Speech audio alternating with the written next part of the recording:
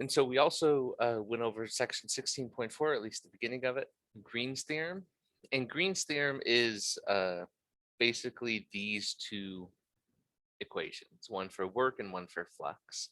So they have, certain premises, but the idea is that you take some counterclockwise oriented curve uh, around a region in the XY plane, and you can associate a counterclockwise work to a double integral over the region, which integrates curl. We'll get to that later. And also you can relate the outward flux of the curve to a double integral over the region called the divergence integral. So again, we'll kind of talk a little bit about these later on in the semester. I think 16.7 is when we actually define curl. But yeah, so let's give it a little bit of an idea why these integrals might be true.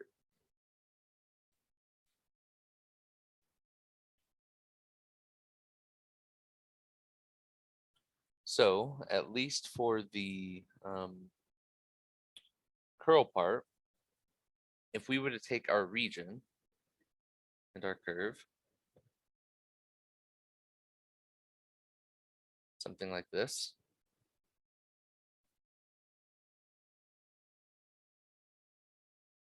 orient it in the counterclockwise direction here. The idea is, right, we can break each of, or this region up into a bunch of little squares. Right, that's kind of the idea of a double integral. You take this and you break them up into infinitely little squares or rectangles. But let's blow these up and kind of see what is actually going on here.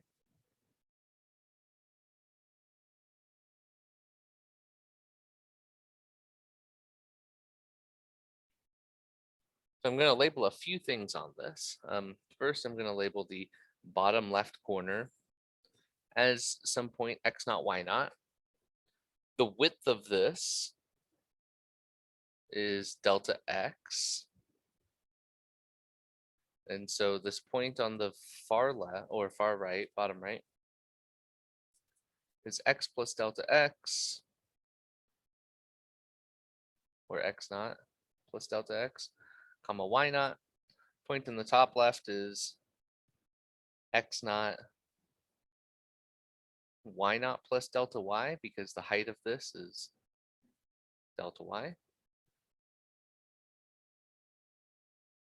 And so the point in the top right is x naught plus delta x, comma y naught plus delta y. Okay, and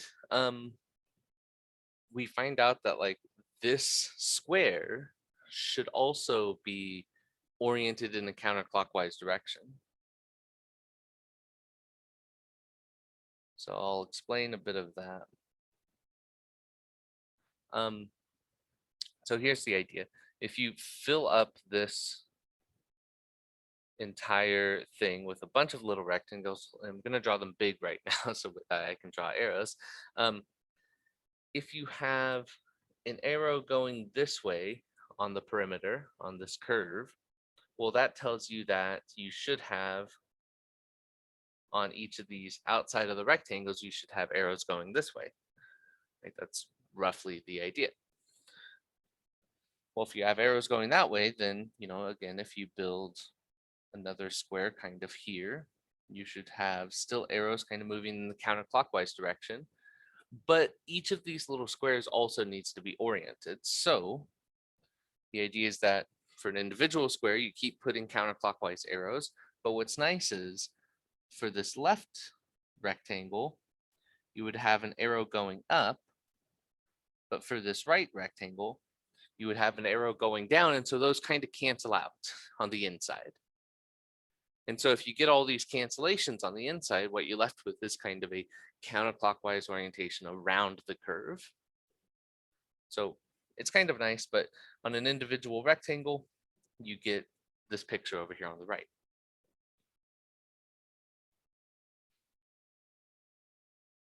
Okay. So what this means is since we're looking at, let's go back up to this. Since we're looking at the vector field dotted with the tangent vector for each of these, well, the tangent vector also helps us out with these arrows, but the tangent vector for the bottom is the vector 1, 0, points to the right, and we'll have it be the unit vector. Tangent vector for the top should be a negative 1, 0. Tangent vector for the right, 0, 1. And for the left, 0, negative 1.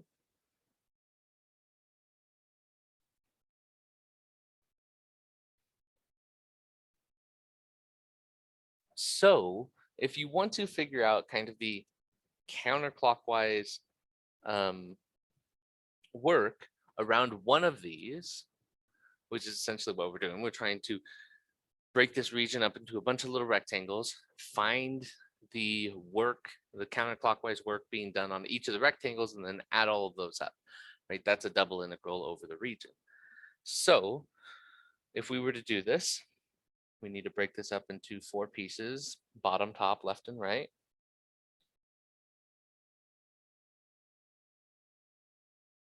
So for the bottom part of this, again, we're going to have the vector field dotted with the tangent vector in that case, times the width of delta x.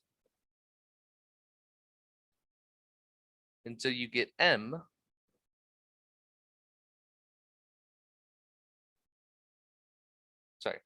you get m comma n dotted with 1 comma 0 all times delta x, but this turns out you just get an m delta x.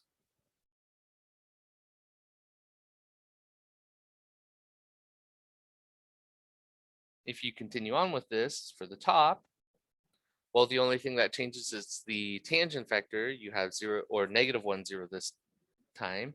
So for the top, you would get a negative m delta x, right? Because this would just be a negative 1.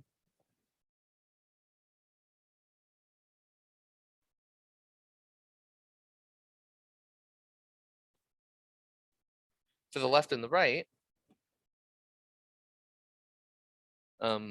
I think I'm just going to go through this, but you get, again, this vector field, which is mn, and you're dotting it with the tangent vector. So for the left, you dot it with the vector 0, negative 1, but that means you recover a negative n, and the width, the length of that segment is a delta y.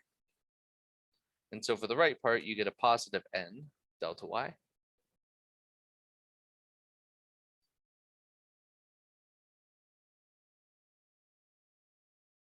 And there's one other thing I brushed over that I definitely shouldn't have. This is the vector field evaluated on this line segment. So we kind of need to take, since this is infinitesimally thin, we kind of need to take a point. So this is m evaluated at x comma y, delta x.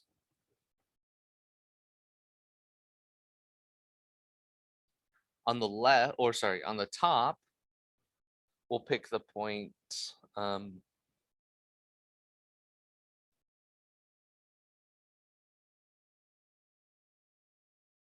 x comma y plus delta y.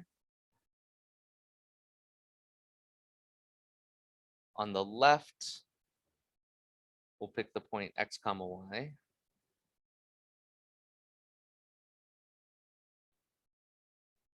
And on the right,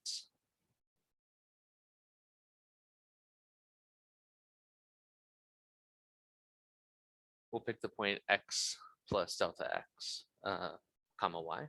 And these should be x naughts, I guess, but I'm just going to leave them as this for right now. Okay, so the point is, if we wanted to figure out the counterclockwise circulation, we would be adding up all 4 of these terms. But if we add up all 4 of these terms, check out what we get. So we have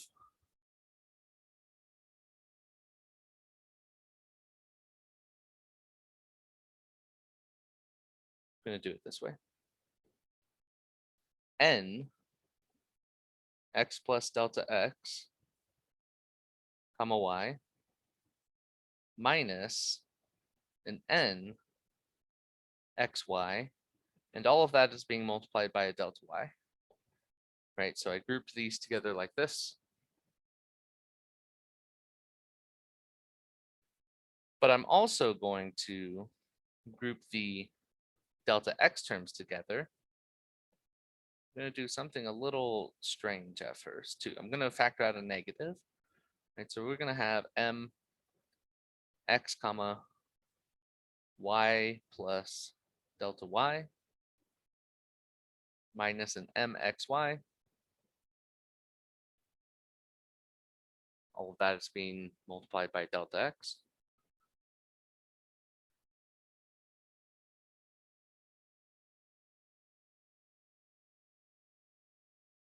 So this is what we get when we add up these four terms.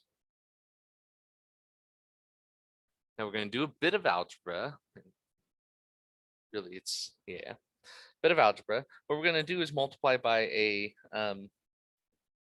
delta x over delta x on this term. We're going to multiply by a delta y over delta y on this term. And so you might see where this is going if you've seen this all before. Or if not, if you still just might see where this is going. Copy that, paste it down here because we're going to use this exact same thing again. So if we multiply by a delta x over delta x, we get this over delta x. We get this part over a delta y.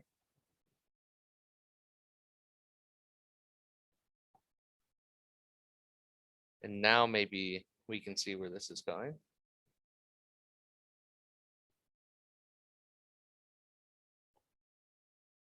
If I write my parentheses a little bit differently,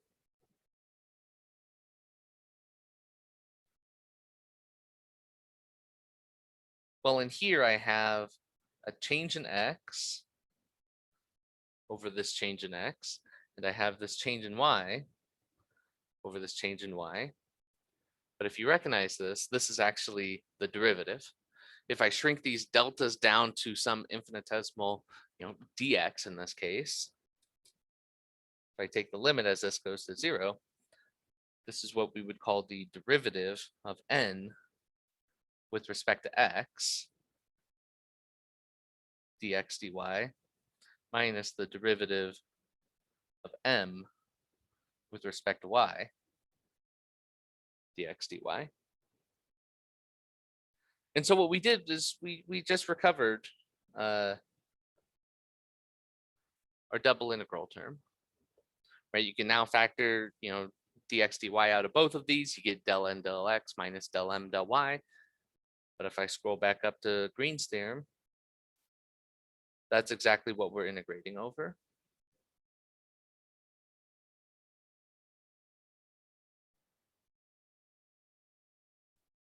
So what we basically just did is derived the theorem. We said circulation is this vector field dotted with the tangent vector. Okay, well, using that assumption, let's try to look at each of these infinitesimal pieces here, each of these rectangles, and figure out what the circulation around one of these rectangles is. And so if we do that, add them all up along each of the sides, along each of the rectangles, the idea is that we get this term here.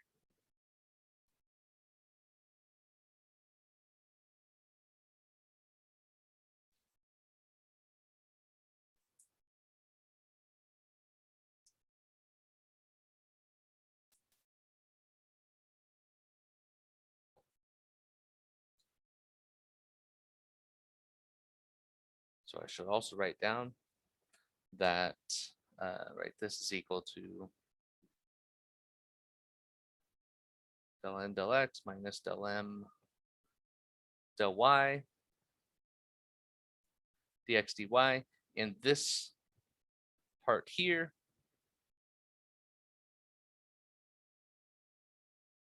This is called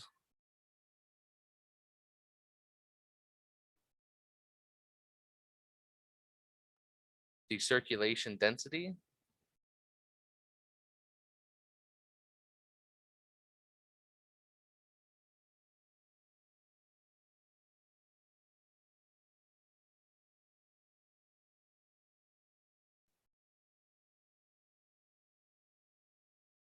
And also called the kth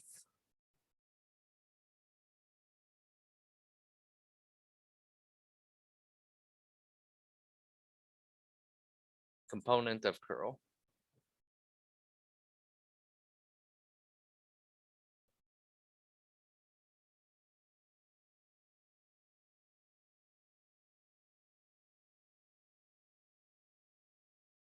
Which we're going to define curl in section 16.7.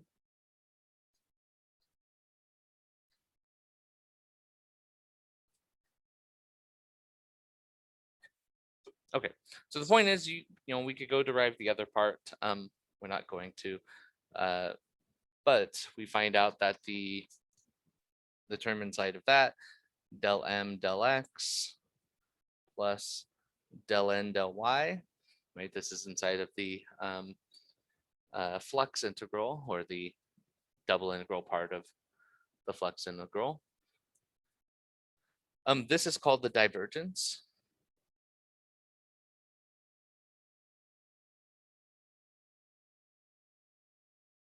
Well, just leave it as divergence for now. Right, so we have divergence and we have circulation density. Those are our two things that we're integrating over, or those are the two integrands.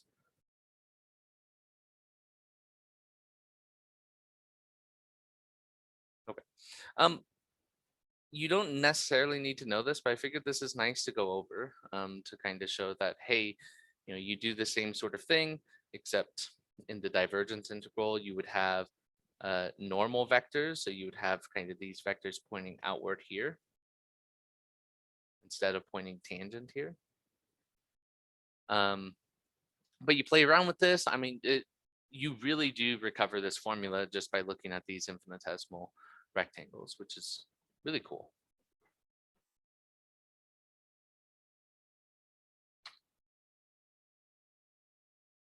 And I think I do want to call this divergence of f, or another way it would be written down as divergence of f, like that.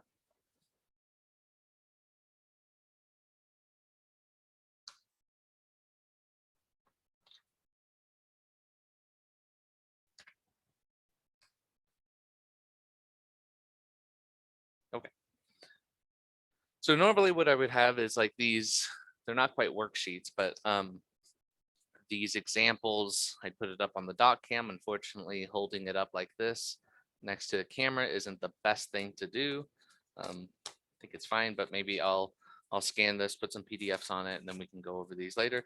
But this really kind of tells you how divergence and circulation density work, like what those concepts really are. So we'll go over that tomorrow. I'll scan those PDFs and try to upload them.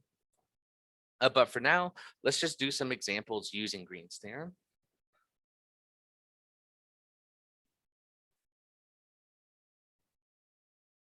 Okay. First example is find the counterclockwise circulation and outward flux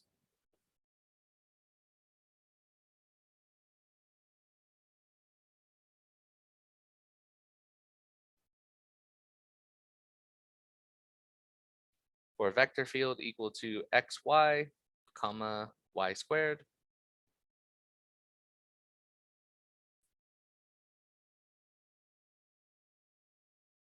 Around slash over, depending on if you're talking about circulation or flux.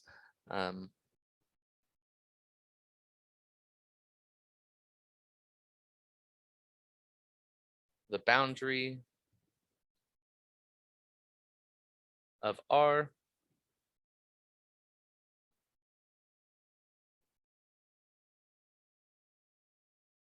enclosed by y equals x squared, comma y equals x,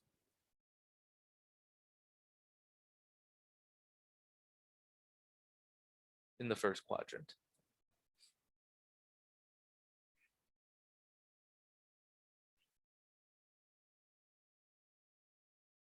Okay, so first thing, let's draw this picture. Let's remind ourselves kind of like what this region and curve should look like.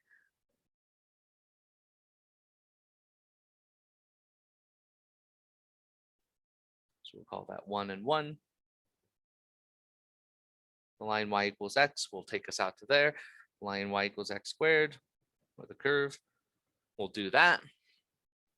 And so our entire curve would be following this and then going back, or vice versa. I mean, actually, it would be that one because we want this to be counterclockwise, right?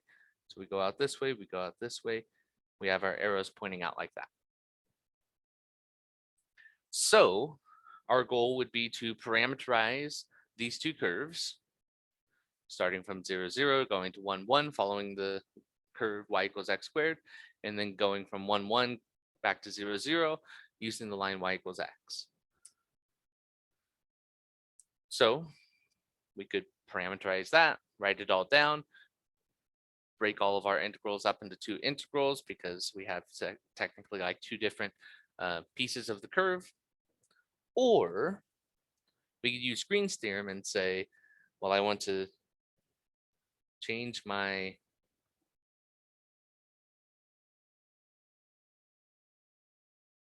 line integral into a double integral.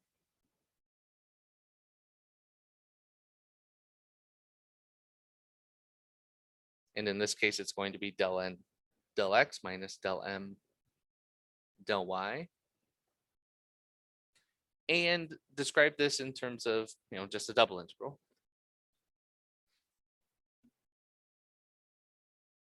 So I think this double integral part is a little bit easier. Depending on the bounds that you set up, you might have a square root running around, but I think overall this is going to be a little bit easier. So let's check it out. So if we want to set up the bounds for a double integral, well, I would say let's do this. Let's go from y equals x squared to y equals x.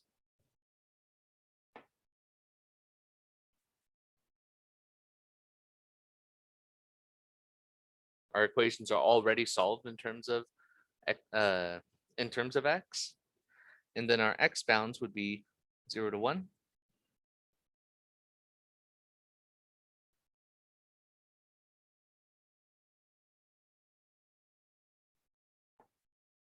Our vector field, it's nice. It's already written in terms of x and y. We don't have to substitute in terms of t or anything like that. So we need to find out what dn dx, del n del x. Well, del n del x, we're looking at the second component. That turns out to just be a 0. And del n del y, well, take the derivative of xy with respect to y. You just get your x hanging out.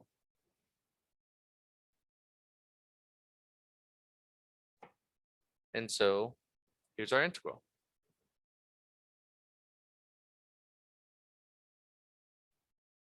And this really isn't too bad, right? Let's see here. What can we do? Yeah, let's go through this. I mean, just maybe we won't go through this, but you should get a negative 1/12 at the end of the day.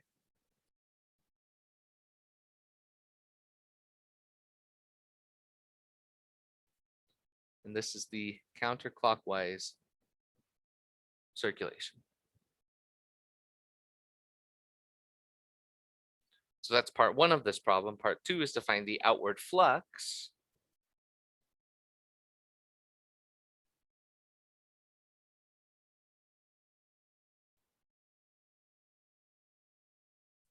So remind you what the outward flux is. Well, it's either a line integral of the vector field dotted with a normal vector, or Green's theorem allows us to say, take a double integral over this region, which we've already set up the bounds for. And then our integrand is del m del x plus del n del y. And well, I guess we haven't quite figured out these terms, but again, these are partial derivatives. They shouldn't be that bad.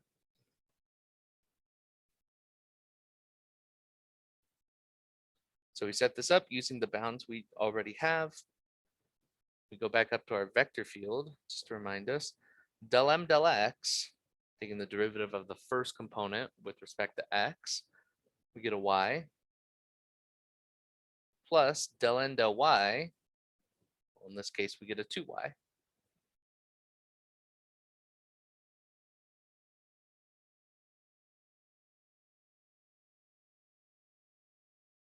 Again, not too bad to set up. In this case, you should get a positive 1/5. Again, we're going to skip the integration because we've done a ton of that. And skipping that lets us get to more and more examples.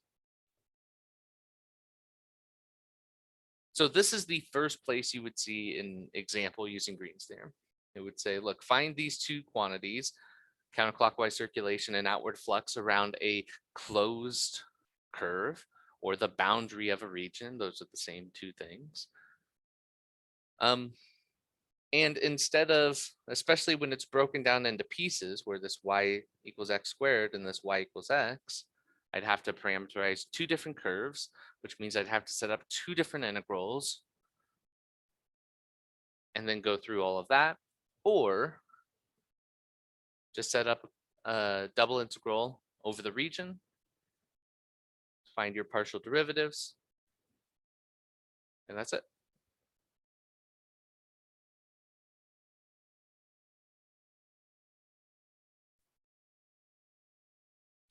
Wouldn't it be y squared plus 2y? Are you asking about down here? Well, the derivative of xy with respect to x is just y.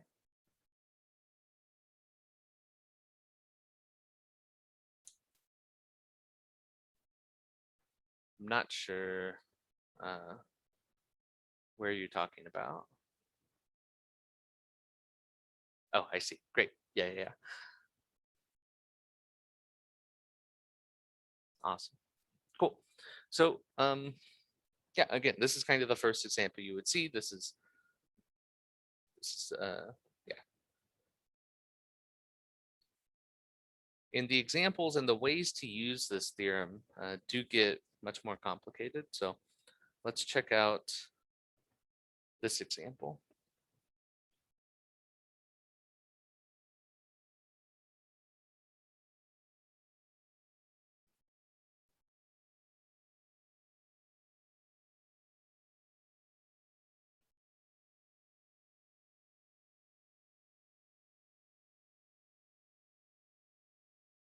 It's going to look really weird when I write it down, but bear with me here.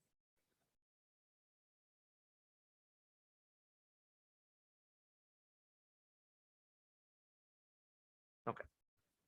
So this is the example. Evaluate this line integral.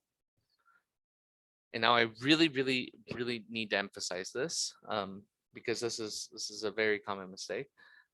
Remember that when we talk about line integrals, we had before sort of this mdx plus ndy, right? This is counterclockwise circulation.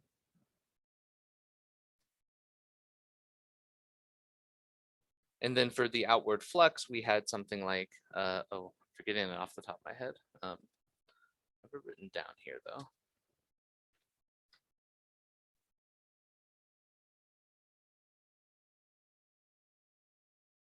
mdy minus n dx, right? And this is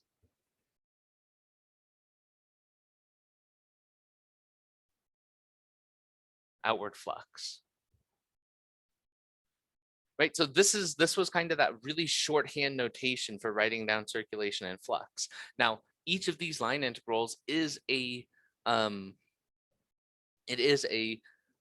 integral in terms of t, right? I need to parameterize some curve. We really should have dt, right? We should have DTs everywhere, but we mentioned that, hey, if we're okay with a little bit of abuse notation, we can be a little bit lazy here and not write any of these DTs. It can get a little bit strange, but that's what's going on in this problem. Right, this is a line integral, which means this is an integral in terms of t, one single integral, not, this isn't two integrals split up, right? This dx really should be a dx dt. So again, the reason I'm focusing on this is because this is a common mistake that happens. They say, oh, well, this is, I take the integral of this with respect to x, and I take the integral of this with respect to y, and then we should be fine. First of all, it's not possible in either of these situations. And second of all, no, you can't do that. So when we say just evaluate this line integral, really what we're saying is use Green's theorem to go from one of these terms or one of these forms into a double integral. And sorry, I'm missing a bit of information. I should actually tell you the curve too. So the curve is given by x squared plus y squared equal to 9.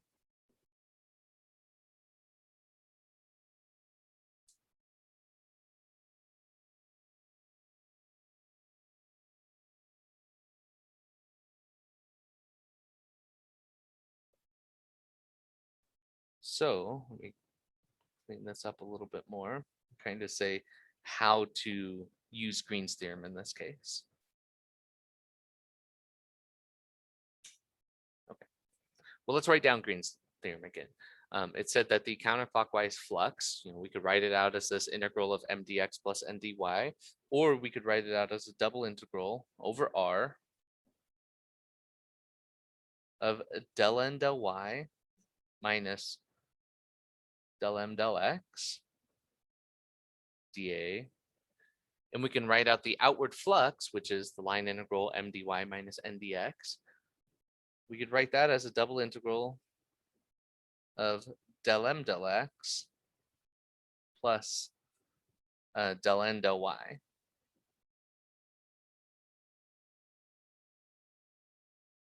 dA.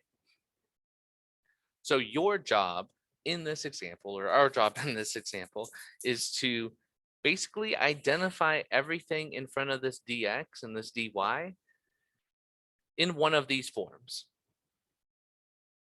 So what we could do, method 1, is say 3y minus sine of x, minus e to the sine of x,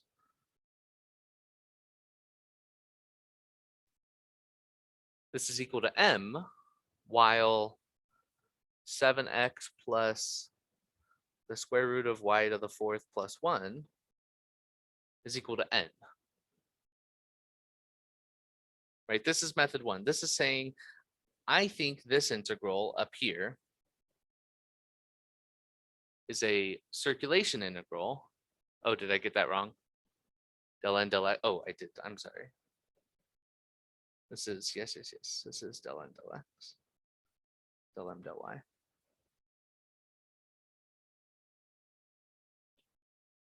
So, yeah. So basically you're saying, look, I want to pick everything in front of dx as m.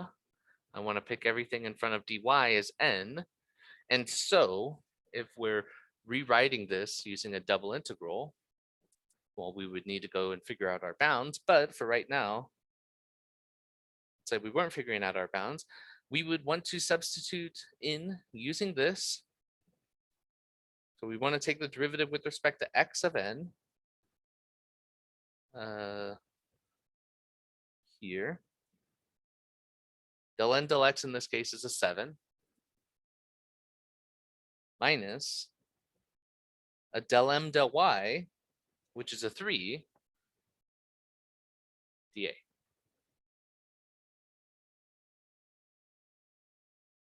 So what we went from is some impossible line integral to a a very nice double integral.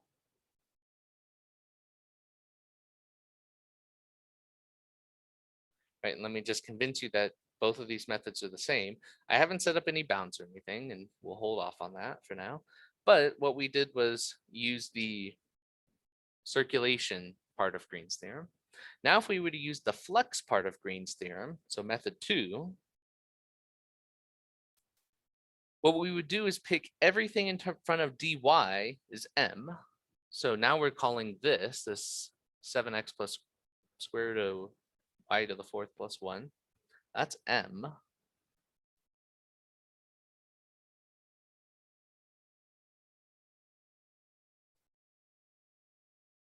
And n, well, n is negative everything in terms of, or everything in front of the dx, right? So you would need to take all of this and then multiply it by a negative, right? So in this case, n would be negative 3y plus e to the sine of x.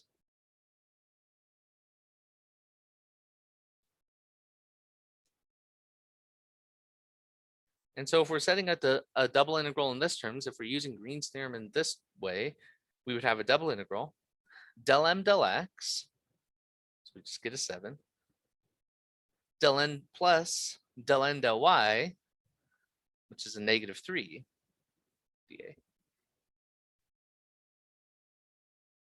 And so we see it really doesn't matter which of these methods you choose, you're going to get the same integrand.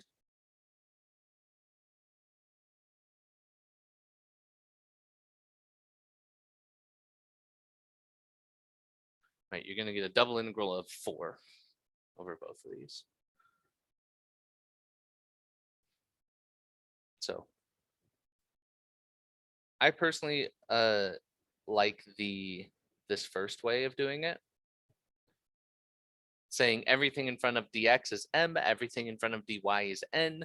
I don't have to mess around with any negatives when I'm assigning my vector field components, right? Whereas in the second part, we did need to mess around with a negative here. Again, it doesn't matter at all. It's using your formula. Both of them turn out to be the same. It's just how do you want to pick your components of the vector field?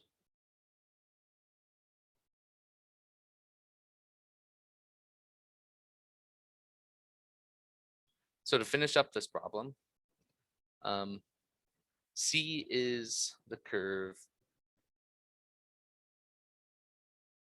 x squared plus y squared equal to 9. Well, this is a circle of radius 3.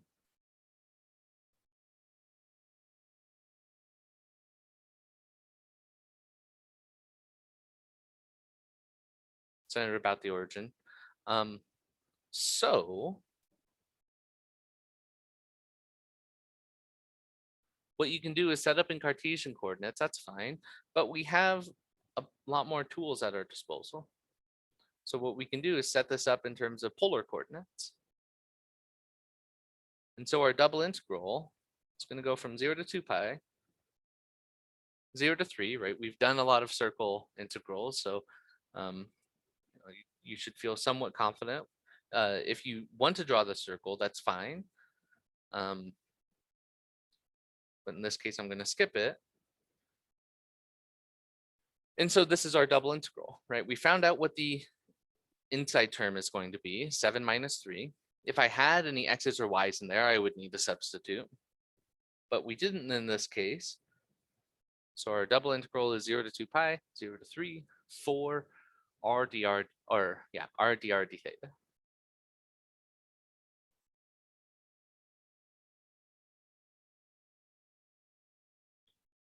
And if you are curious for an answer, you should get 36 pi.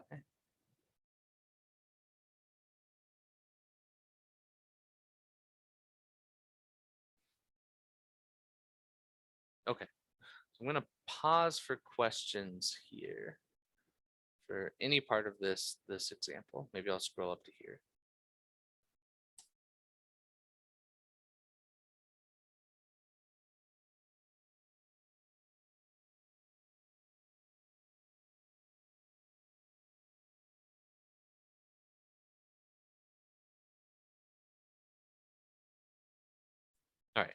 So not seeing any examples. But this is a completely different way to use Greenspan.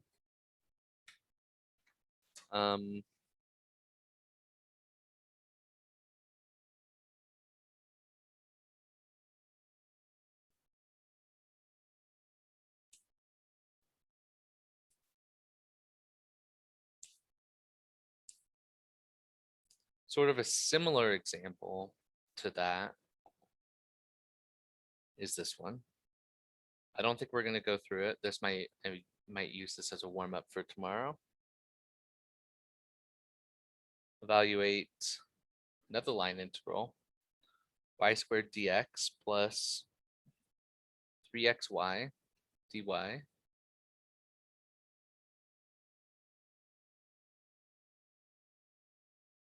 where c is the boundary of a semicircular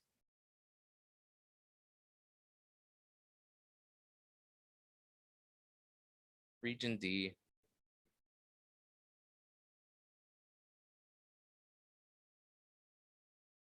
in the upper half plane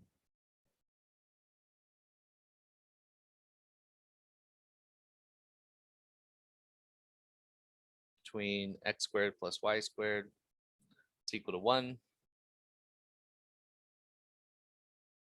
and x squared plus y squared is equal to 4. So the idea is we have some washer. Oh, I missed questions. Looks like they got answered though. Awesome, great. So the picture for this is kind of this wash or half washer in the upper half plane.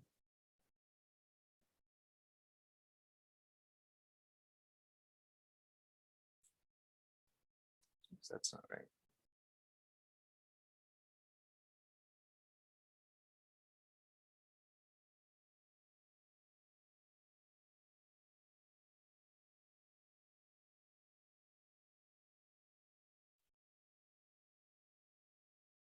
Right, it's this region here.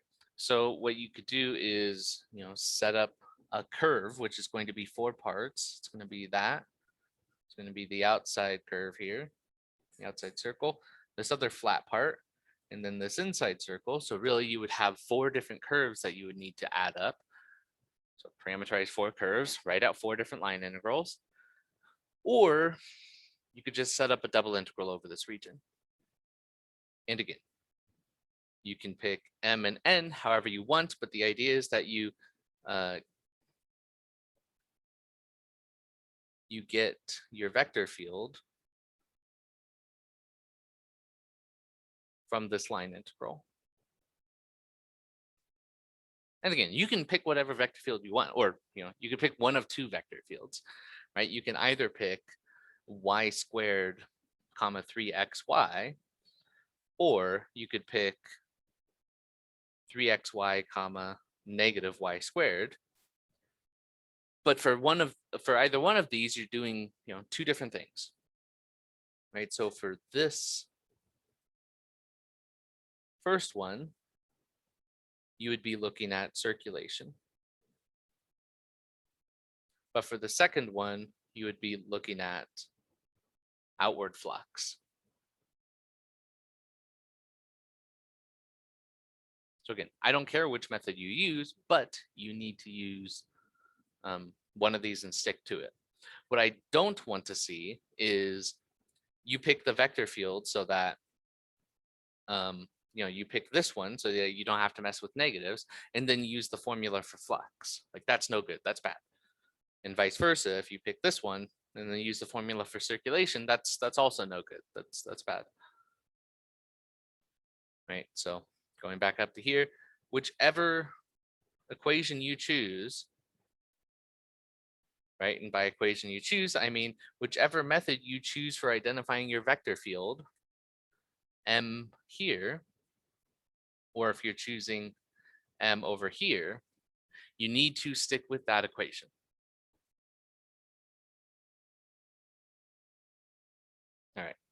So it looks like we're out of time. There are still even more integrals that or methods of Green's theorem that I want to go over. There's still at least 2 more, I think. Anyways, we'll check them out. Tomorrow we'll go through some. But yeah, I think that's all I got for you. So if there aren't any other questions, will we get MMA 6th grade soon? Yeah. Yeah, I will. Yeah, I'll post those. So great. See you guys tomorrow.